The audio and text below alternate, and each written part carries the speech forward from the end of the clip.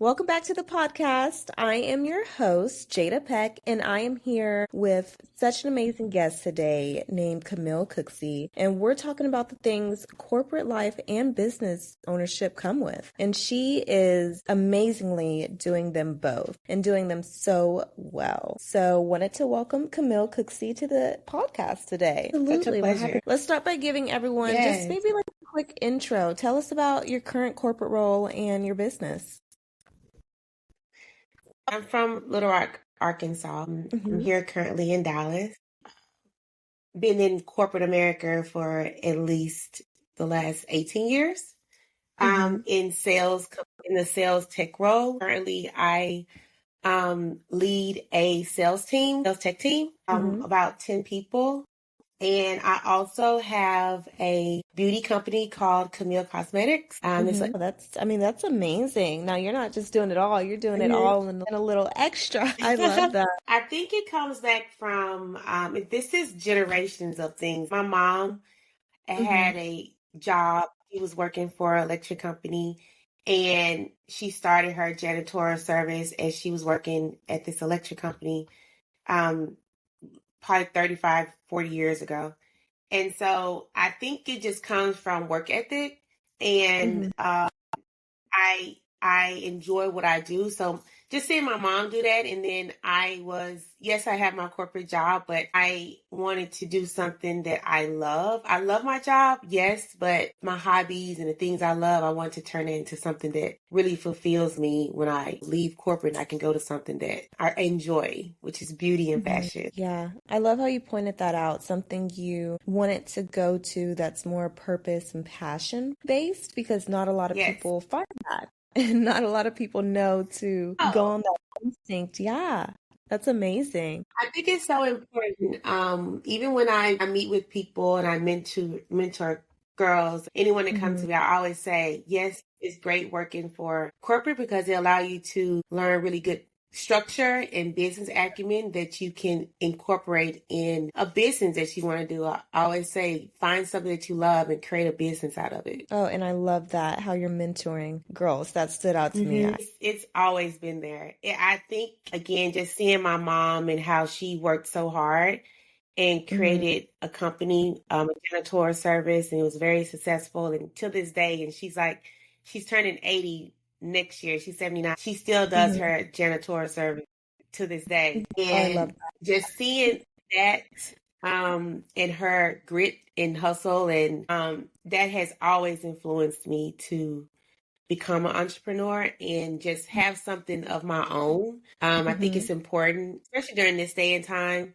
Stability from like corporate America, it's just, I wouldn't say it's not quite there. It's there. It's just that it's always good to have, I wouldn't even say your business is a plan B. Everything's a plan A to me. Just having something else outside of corporate I think it's always a good thing to do. I love that. What does your typical day look like with juggling your 9-to-5 and your business? Oh, girl. It is so hectic. I have long days and people ask me like, how do you do it? Or I have long days. I get up at 5:30 in the morning. And me, I'm a girly girl. I'm a fashion girl. I like to get up and put my clothes on. I do my makeup. I'll work out for like 20, 30 minutes. And I go by my day. I spend at least 8 to 10 hours on my corporate job. And because I'm managing a team, so I have to be there for them. So I leave my corporate job and I go to my next full-time job. And that's my businesses. I put in a lot of work. My typical days are at least, it's not normal, like 15 hours. I may sleep 5 to 6 hours a night, which is long for me. That's really all I need is like 6 hours of sleep. And I get up and I do it again. Yeah. Yeah. And I love how you stay feminine while doing it. Because I remember seeing you in the office and I was like, her outfits are always amazing. I love it. I wake up and when you look good, you feel good. I put in effort because again, I know, people live in a judgmental world. And as a Black woman in corporate America, the expectation on us and the pressure is a little bit higher than others, obviously. And Yeah. so I always try to represent my culture as much as I can, Hmm. and just showing up the best I can. It makes me feel good, and that's why I do it. Yeah, I love that. Do you ever feel, or have you ever felt the pressure before to choose one path over the other? I'm like corporate and entrepreneurship. Mm-hmm. Yes, and you go through those. Yeah, I have. Again, I always look at my paths as, and at this time of my life, I look, this is not just for me, it's for the others that look up to me, right? So it's hard to go jump away from one thing when I know that there's women and men that look up to me in my corporate career brand, because that's a brand to me. But then I have my outside brand, Camille, too, in cosmetics and everything else. And I know there's people there too. It's a battle all the time. Eventually, Uh-huh. yes, I know I have to pick a side, which obviously you know where I go, but it's definitely pressure on both ends, but I enjoy both. I just try to put forth 130% on both ends, ensure that nothing's failing, um, and holding myself accountable to Mhm. deliver in every aspect of both sides of business and my corporate job. Yeah. Yeah, that's amazing. It shows really good discipline and structure. I really love that. What has been your proudest moment as a business owner so far? I will say, proudest moment is just starting it. You know, it's Hmm. so hard for people to think too much into it. Um, And just starting a business is hard because you try to figure out what you love. This is like I'm on to my third business at this point. My first was a chair rental company that I started. I did that. That was my first business. I just starting is one of my best, that's one of the best things is just doing it Hmm. and growing and seeing it grow from there.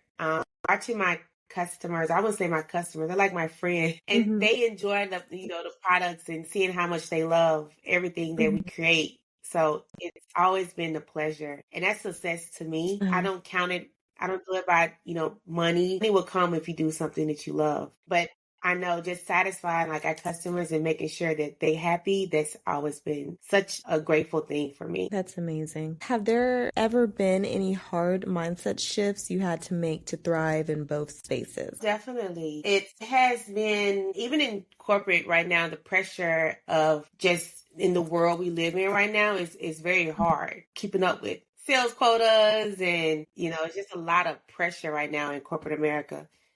Same with business because everything is so expensive and we have to pay for that, right? And that pressure there of just trying to make sure I don't have to increase pricing as much and still maintain where it's affordable but still great quality on our end. It's been a push and a pull just because of environment and what we're going through right now. Shipping, from different countries, that's expensive now.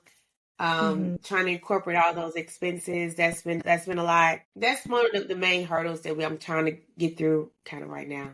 And but continue to thrive, at the same time. Again, I wake up with gratitude every day just because I do have both. That has always been my goal, is to have both. Some women are like, you don't have to choose.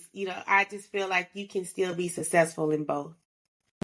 I love that, especially how you give us and the listeners a peek into the behind the scenes area, not just the surface level of, I'm accomplishing this and this is how it goes, but the things that, can be hard, especially things in the world are happening, how that affects business Oh owners. yeah. So, It you, affects everybody for sure. Again, I try to make it as seamless as possible on the back end where our customers don't feel it.